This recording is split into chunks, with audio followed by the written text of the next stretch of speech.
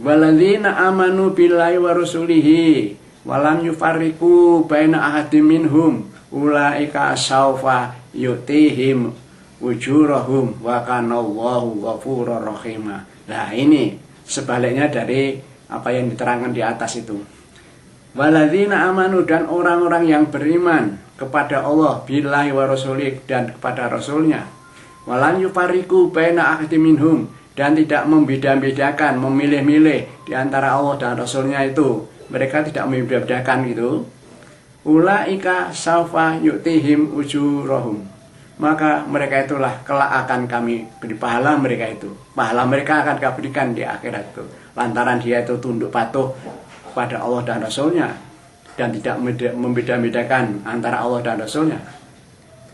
Wa kana Allahu ghafurur rahim, dan Allah itu keadaannya dalam kondisi Maha Pengampun dan Maha belas kasih sayang, belas kasih kasihan.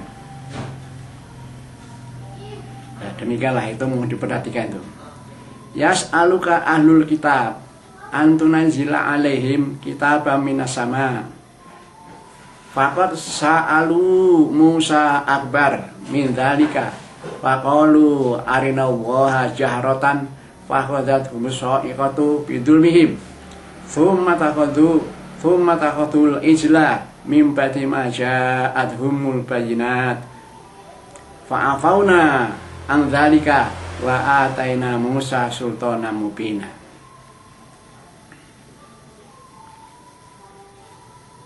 Akan minta kepada Muhammad, orang-orang Yahudi ahli kitab, orang Yahudi itu, ya orang Nasara ahli kitab itu, sekiranya kamu bisa menurunkan pada mereka itu kitab dari langit. Mereka sudah mendapat kitab dari langit, yaitu kitab Taurat dan Injil kepada nabinya masing-masing itu. Tapi mereka itu inginnya mau memojokkan Rasulullah, diteskis gitu.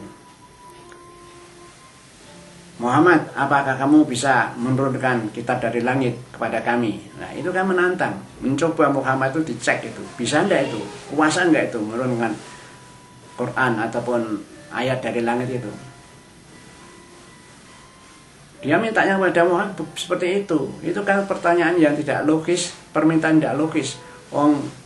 Wahyu itu dari Allah melalui Jibril pada Muhammad, kok Muhammad disuruh menurunkan wahyu seperti itu? Itu kan sesuatu yang sebenarnya tidak masuk akal, tapi mereka justru minta seperti itu. Itu hanya sekedar memojokkan Muhammad. Bisa enggak dia menuruti keinginan mereka itu? Lalu Allah melanjutkan firman-Nya, faqad sa'alu Musa akbar min dzalik. Nah, mereka itu sudah pernah itu minta kepada Musa permintaan yang lebih besar, yaitu yang muskil, yang tidak mungkin terlaksana, lebih besar daripada hanya permintaan suruh menurunkan ayat dari langit tadi itu. Apa permintaannya? Faqalu arina waha jahratan. Hei Musa, tunjukkan kepada aku, tampakkanlah kepada Allah itu dengan senyata-nyatanya, saya bisa melihat dengan mata telanjang. Ya, itu mintanya begitu. Coba kalau kamu rasulnya Allah, betul-betul tuh tampakkan Allah disuruh turun ke bumi ini, aku tak melihat. Nah, begitu permintaannya begitu. Dan itu di ayat yang di depan itu sudah pernah diterangkan. Pada waktu orang Yahudi itu minta kepada Musa untuk supaya diperlihatkan Allah pada mereka itu, lalu Musa diperintah Allah, ya sudahlah, mereka suruh datang di bukit, itu bukit Hur. Wah, begitu. Apa yang terjadi? Kalau kamu nanti sudah menunggu di sana, Allah akan datang dan kamu akan lihat, begitu kan? Lalu nyatanya betul, dia sudah ngumpul di lereng Gunung Tur itu, Bukit Tur itu, lalu mereka disambar petir, habis mati semuanya. Tapi akhirnya dihidupkan lagi loh, itu pada waktu itu. Dan itu yang menyambar petir itu bukan Allah, itu hanya sebagai siksa karena dia itu terlalu lancang mau minta melihat Allah dengan mata kepala sendiri itu, maka disambar petir. Nah, ini di ayat di belakang sudah disebutkan, faqadat humus sa'iqatu, maka petir menyambar mereka itu peristiwanya di Bukit Gunung Tur tadi itu yang tak tambahkan keterangannya tadi itu. bidulmim. Dia sambar petir karena ya kedolimannya. Apa kedolimannya? Yaitu tadi disuruh percaya pada Allah, pada Rasul, tidak mau, malah menantang. Aku baru iman pada Allah ya Musa, kalau kamu sudah bisa memperlihatkan Allah itu di depan saya bisa melihat betul. Nah, itu kan pernyataan konyol. Itu dolim itu. Maka terus disambar petir mereka itu. Tsumatakhadul islah. Wah, setelah itu juga mereka itu justru menyembah anak pedet, anak sapi, pedet, patung. Nah itu ceritanya begini. Pada waktu Bani Israel pengikutnya Musa itu dikejar Fir'aun, sudah terpojok, sudah harus menyeberang laut. Lalu dia minta, ya Musa, berdoalah pada Allah bagaimana kita bisa selamat. Nah, terus Musa berdoa, ya Allah selamatkan kami. Ya, terus diperintahkan itu. Perintahkan apa? Mereka disuruh menyeberang. Ya, tongkatnya disuruh memukulkan ke laut, lalu lautnya itu menjadi jalan besar yang bisa dilalui oleh kaumnya Musa itu. Lalu dikejar oleh Fir'aun sampai di perbatasan sungai, ya, kaumnya Musa selamat. Nah, kaumnya Fir'aun masuk ke sungai itu tenggelam semuanya. Nah, pada waktu mereka sudah naik ke seberang itu kaumnya Musa melihat orang-orang kok membuat patung anak sapi, yaitu yang dipimpin oleh Musa Samiri itu. Musa Samiri itu mengumpulkan emas, perhiasan dari wanita-wanita mereka itu, dari kaumnya Fir'aun itu. Terus emas-emas itu dibuat patung anak sapi, lah terus disembah. Lah kaumnya Musa melihat itu, lah minta pada Musa, Mbak, ya Musa, Mbak saya dibikinkan Tuhan seperti itu, nanti akan sembah. Mana begitu loh. Makanya Allah mengatakan tsumatakhadul ijla. Kemudian mereka itu justru menyembah anak sapi itu, mimba di majat humil bayinat, mimba di majaat humul bayinat, setelah datang kepada mereka itu penjelasan. Sudah dijelaskan oleh Allah tentang perintah Allah harus dilaksanakan, itu malah dia menyembah sapi kecil itu, anak pedet, anak sapi yang namanya ya anak sapi lah, pedet kalau bahasa Jawanya itu. Malah menyembah itu patung sapi yang dibuat sendiri dari emas lalu disembah-sembah, nah, begitu. Walaupun demikian Allah itu maha ya kasih sayang.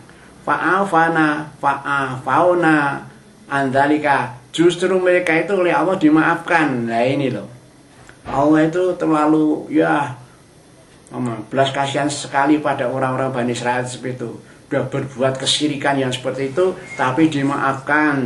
Nah itu. Wa ataina Musa sultanan mubina, dan kami datangkan atau kami berikan kepada Musa yaitu apa? Ya, bukti-bukti yang nyata, ya, bukti-bukti nyata, dalil-dalil yang nyata untuk mengatasi kaumnya yang selalu menentang sambil berbelok-belok akidahnya itu, disuruh menyembah Allah malah menyembah anak sapi, ya begitu itu.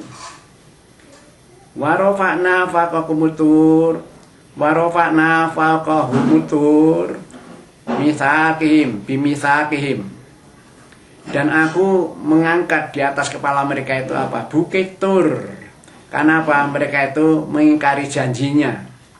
Ya janjinya dia itu akan tunduk patuh pada Musa, melaksanakan semua perintah Musa, dan besok kami akan percaya kalau akan datang Nabi yang baru yaitu Muhammad itu. Mereka itu perjanjian begitu itu, lalu diingkari. Karena diingkari maka Allah akan balasnya dengan cara Bukit Tur itu ditaruh di atas kepala mereka itu. Wa qulna lahum udkhulul baba sujada. Kemudian dikatakan kepada mereka itu, masuklah kamu ke pintu di Baitul Maqdis. Nah, perintah itu diberikan begini mestinya.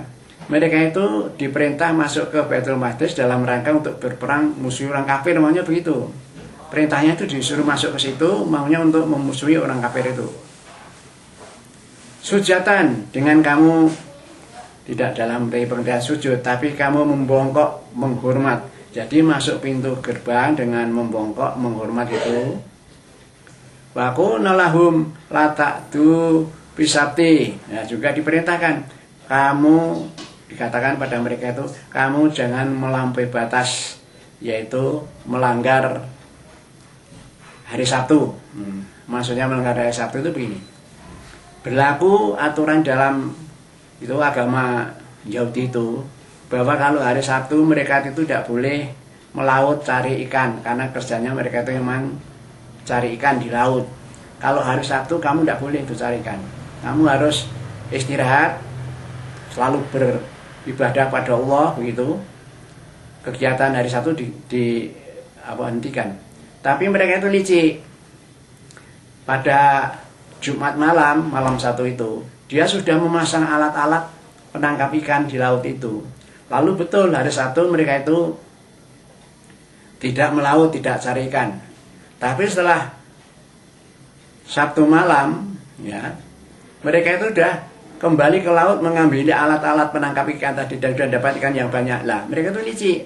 Betul diperintah kamu jangan melanggar hari Sabtu. Betul hari Sabtunya tidak. Tapi malam Sabtunya sudah pasang alat dan Sabtu malam, malam Minggu dia ngambil alat tadi penuh ikan. Nah, itu pelanggaran. Nah, orang seperti itu pada waktu oleh Allah lalu disiksa, yaitu dengan kunu kirotan khasi'in, jadilah kamu kera-kera yang buruk. Nah, jadi kera itu orang-orang yang melanggar itu.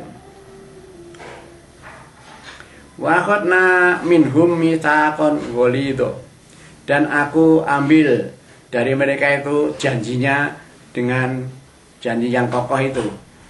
Dimintai pertanggungjawaban, apa janjimu? Katanya ingin tunduk patuh pada Nabi Musa dan juga percaya besok akan datang Nabi yang baru Rasulullah dan kamu akan mengikuti Rasulullah. Janjinya begitu, itu dituntut Allah itu.